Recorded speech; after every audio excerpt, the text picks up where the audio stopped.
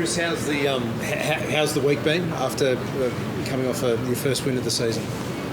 Yeah, it's always good when you win, and there's a positive feel around the place. But at the same time, we had a positive feel around the place after we beat Sydney and Geelong in those first practice games, and then probably paid the price for that a little bit in the first round, albeit Port played very well. So we're mindful of, even though last week was a good win, that we're playing a team that's a little bit wounded and has been under the blowtorch all week in Melbourne.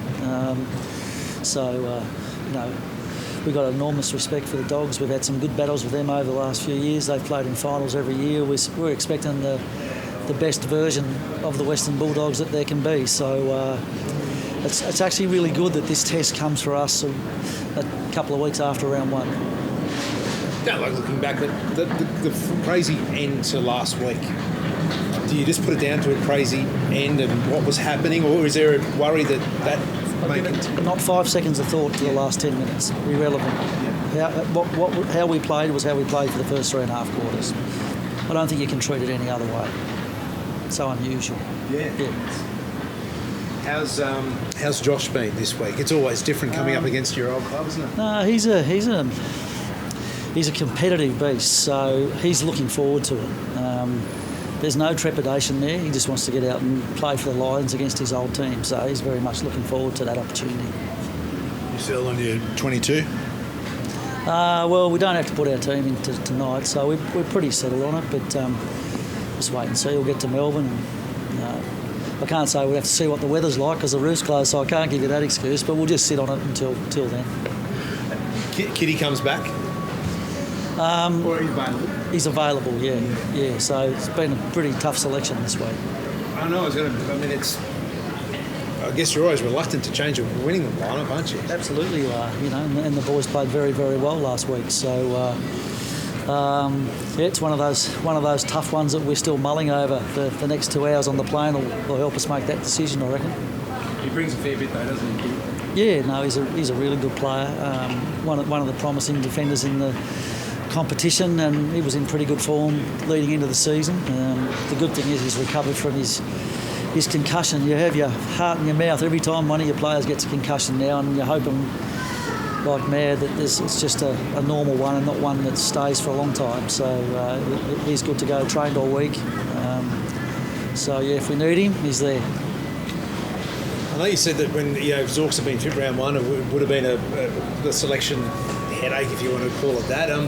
With Kitty coming back or being available for selection, does that have you thinking around Cam and playing down back? Do we see him?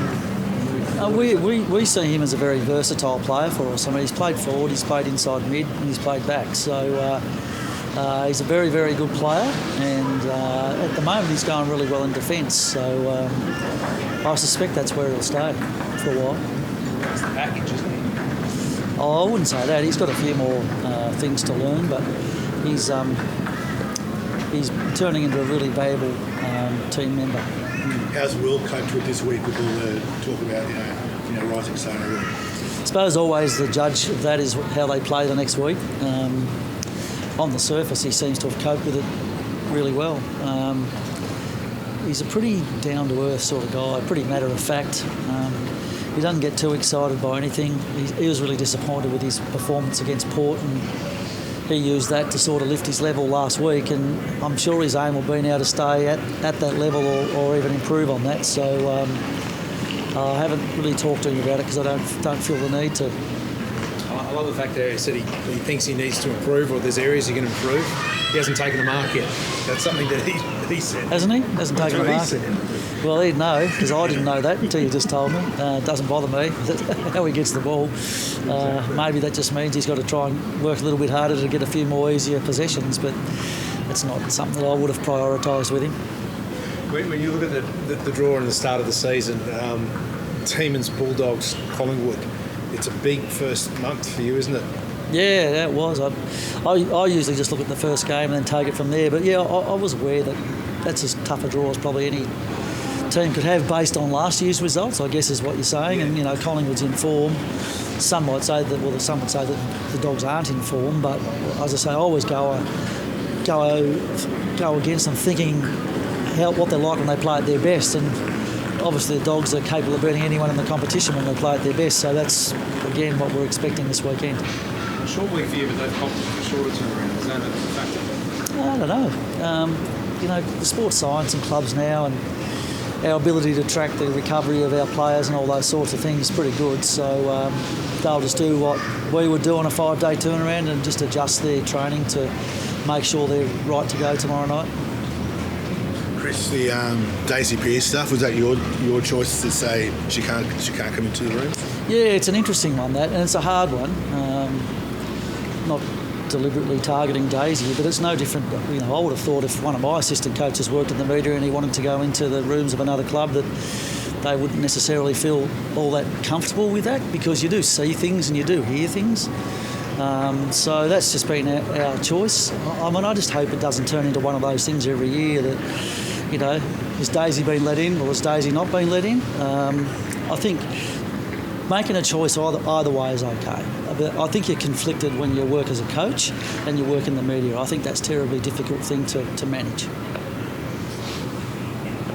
I'm just trying to think.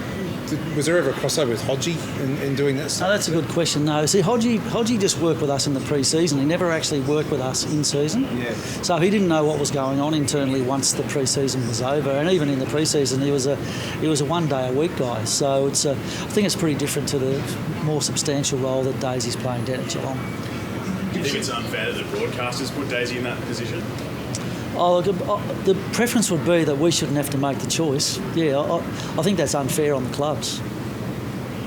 Give us an idea. What are some of the things that could be a factor there? As in what she could see or hear, or a bit of both? All of that. I mean, it's your inner sanctum, the change rooms at a football club, and who knows what she might see or not see or hear. I don't know.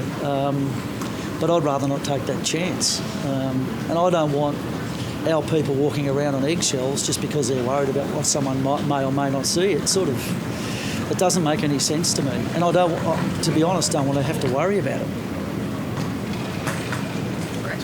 I was just going to say, it is a big game, this one, because I'm just thinking it's been a while since where you've been. I know they're all big games. Yeah.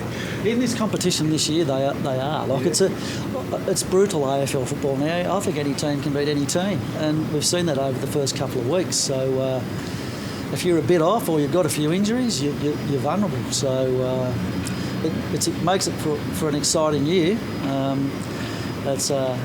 Makes it hard work for coaches, though. I'm just thinking, I can't remember the last time we were out of the 8.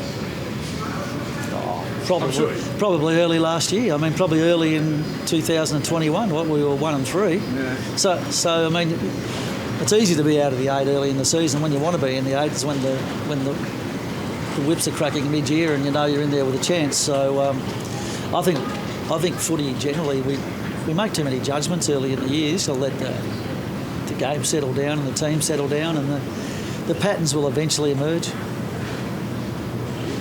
Thanks.